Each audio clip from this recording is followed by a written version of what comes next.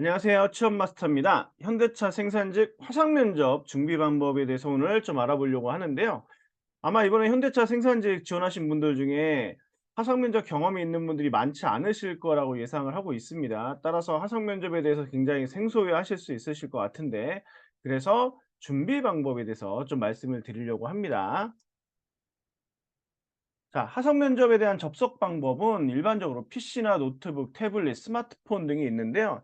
이건 회사에 따라서 좀 안내하는 게 좀 다릅니다. 그래서 이번 현대차가 어떤 식으로 안내를 해서 접속을 하게 할지 저는 지금은 알 수 없지만, 예를 들어서 PC나 노트북으로 접속을 할 수 있게 해 준다면 제일 주의하셔야 될 게 어떤 부분이냐면, 눈이 돌아가는 모습이 좀 보이지 않게, 즉 표정이나 이런 게 너무 되게 잘 보이게 되어 있거든요.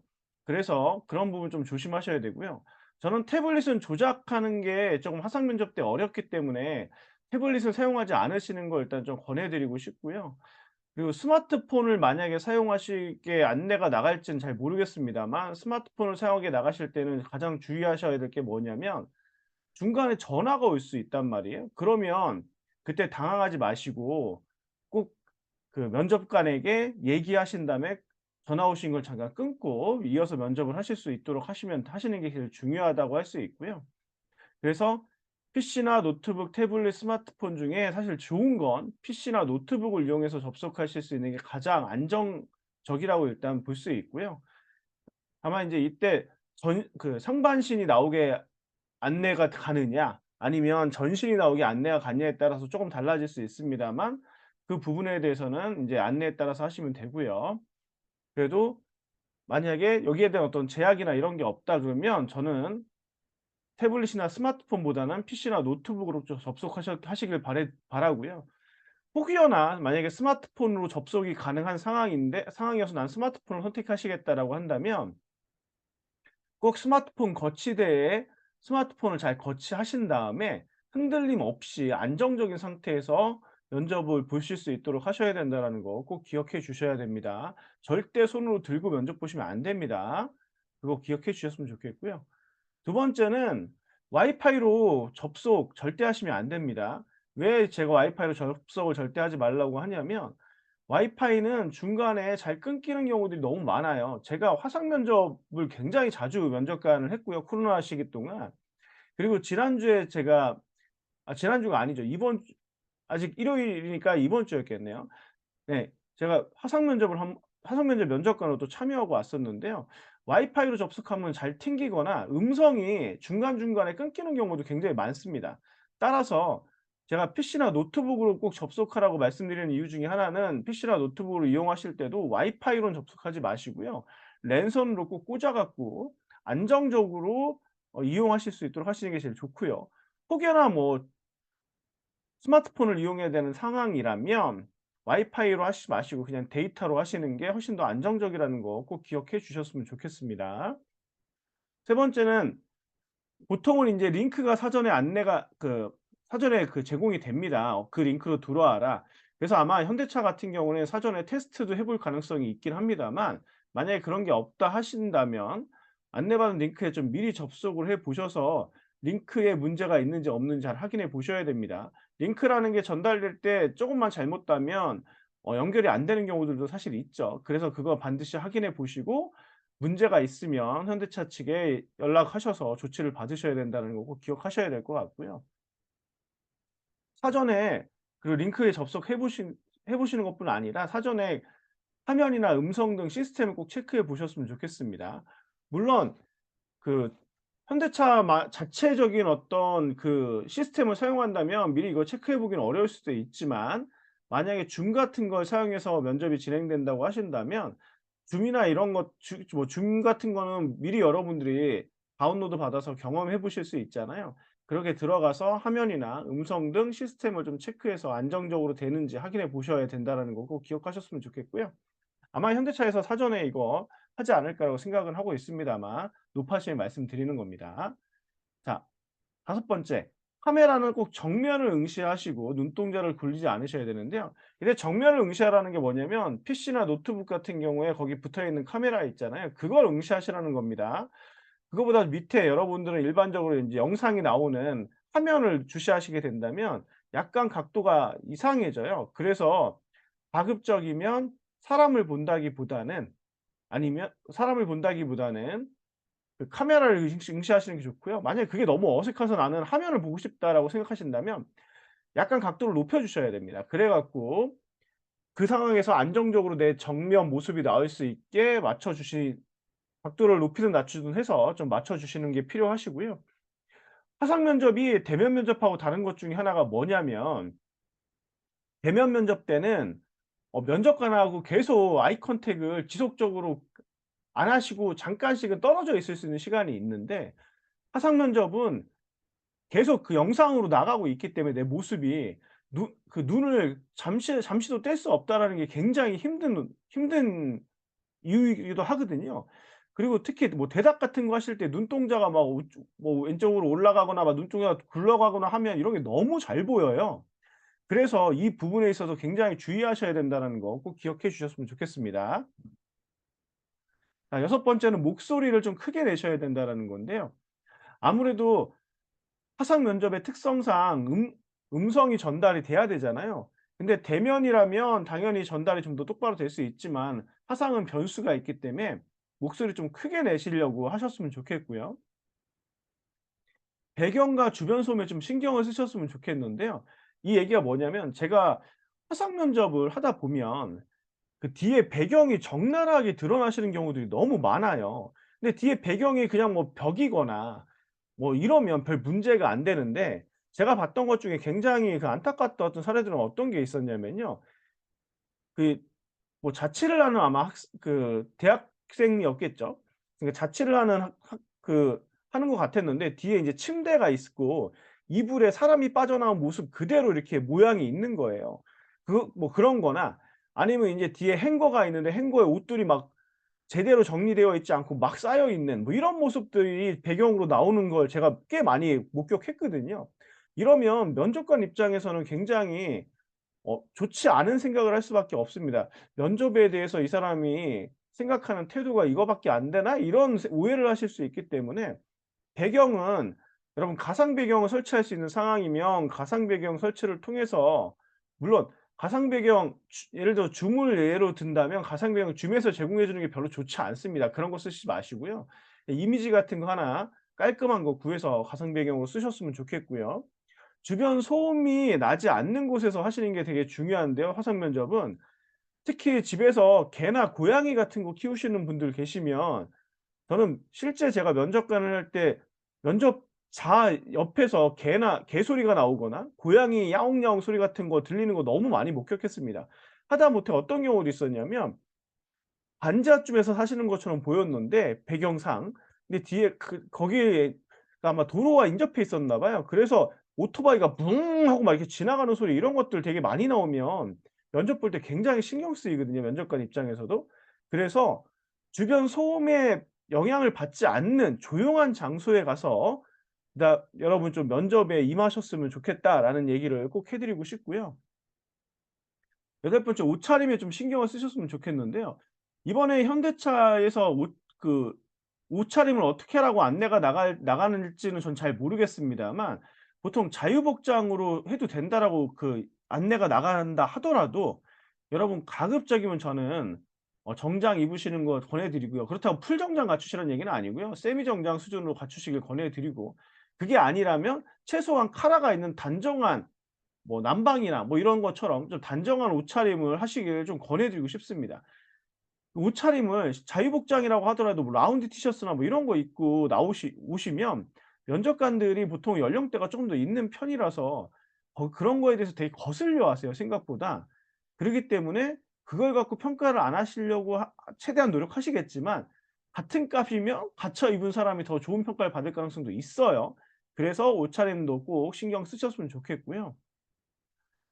조명을 좀 적극적으로 사용하시는 걸 권해 드리고 싶은데요. 화상 면접의 특성상 내 얼굴이 제대로 나가려면요.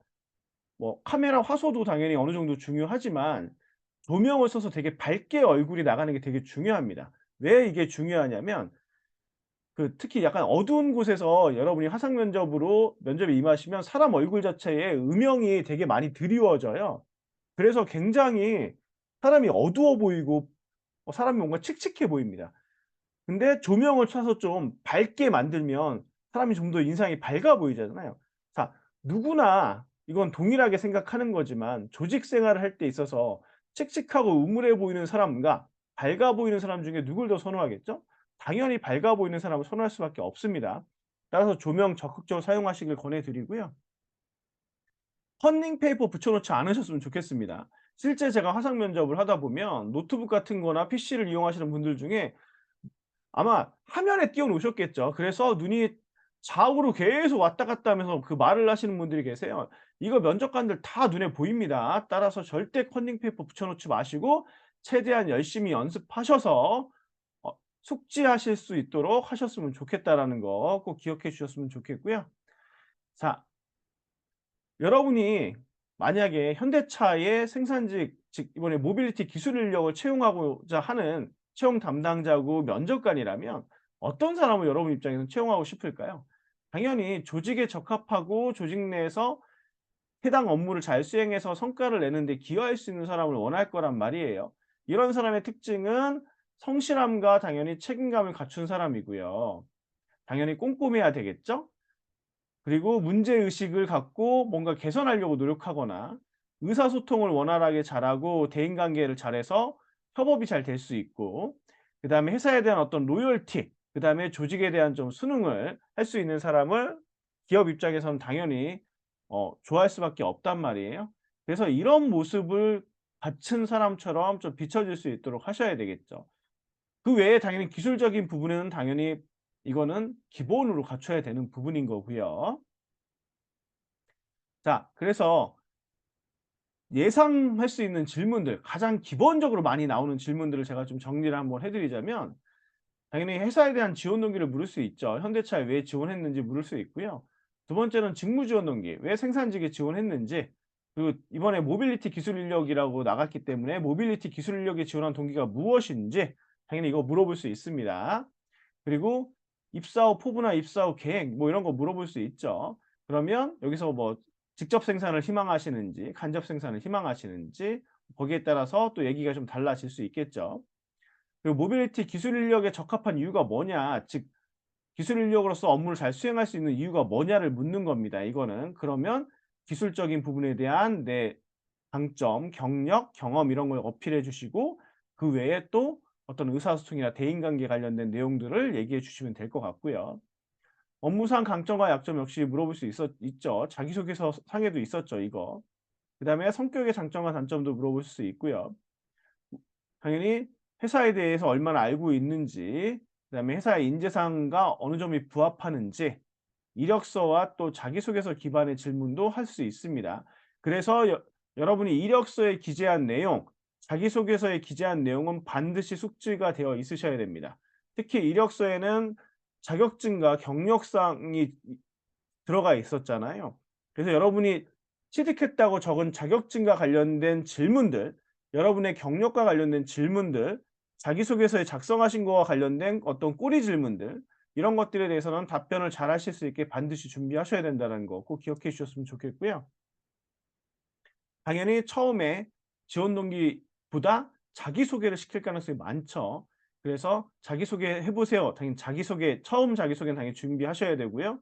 또 마지막으로 "하고 싶은 말씀을 해 보세요."라고 역시 질문할 수 있기 때문에 여기까지는 기본적으로 가장 많이 나오는 질문들을 제가 정리해서 보여 드린 거기 때문에 이런 부분에 대해서 답변 잘 준비하셔야 되고요.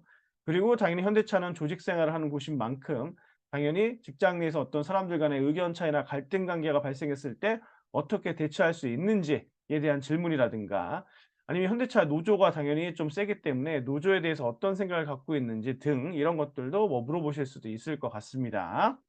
자, 이런 거에 대해서 여러분들 답변도 잘 준비하셔야 될 것 같고요. 답변을 준비하실 때는 어떻게 하시는 게 제일 좋냐면 먼저 스크립트를 작성해 보시는 게 좋습니다. 스크립트라 함은 여러분이 지원 동기에 대해서 어떻게 말할 것인지에 대해서 글로 먼저 적어 보는 거고요. 글로 적어 보고 난 다음에 그거를 좀 수정을 해 나가시고 수정을 해 나가시고 난 다음에 말로 인제 해 보셔야 되겠죠. 근데 문어체와 구어체가 다르기 때문에 적었던 것 중에 말로 했을 때 어색한 부분이 있으면 다시 수정해 주시고요. 이거를 당연히 여러분들 스마트폰이나 이런 것들을 통해서 녹화를 해서 한번 본인 모습을 찍어 보시고, 그리고 나서 여러분 어색한 부분이나 고쳐야 될 부분들이 눈에 확인이 되시면 그런 부분들을 고쳐 나가는 연습을 하신다면 면접 준비를 훨씬 더 잘하실 수 있으실 거라고 생각합니다. 다음으로 자격증이나 경력 관련 질문들을 좀 말씀해 드리려고 하는데요. 이거는 제가 현대차에 맞춰서 만든 게 아니고요. 제가 모 대기업의 그 설비 보존 직무에 제가 외부 면접관으로 참여를 했었단 말이에요, 올해. 그때 인제 실제 자격증이나 경력 관련해서 나왔던 질문들을 제가 좀 정리를 해 보려고 하는데요. 그때 뽑았던 그 설비 관련된 어 직무는 직렬은 크게 전기와 기계를 뽑았기 때문에 전기와 기계 관련된 질문을 좀 보도록 하겠습니다. 자, 먼저 전기에 대한 기본 공식, 전력에 대한 기본 공식을 물어봤고요. 당연히 전기 관련된 자격증 갖고 계신 분들한테. 그다음에 모터 고장 시 제일 먼저 해야 할 일은 무엇인지 물어봤었고, 인버터랑 뭐 인버터 고장의 원인이 뭐냐 뭐 이런 것들도 물어봤었고요. 테스터기 사용해 봤나 물어봤고, 변압기의 종류 및 특징, 원리 뭐 이런 것도 물어봤고요. 용접 작업 여기까지가 이제 변압기의 종류 및 특징, 원리까지가 이제 전기 관련돼서 지원하신 분들에게 물어봤던 거고요. 이제 그다음에 기계 쪽으로 지원하신 분들에게는 용접 작업을 할 때 가장 먼저 해야 할 일, 접지에 대해 설명해 봐라 뭐 이런 것들도 물어봤습니다. 물론 용접 기능사 있는 분들에게 물어본 거예요. 그다음에 이거는 물어봤던 건 아니지만 점 용접에 대해서 설명해 보라고 나올 수 있을 것 같아서 제가 일단 적어 놓은 거고요.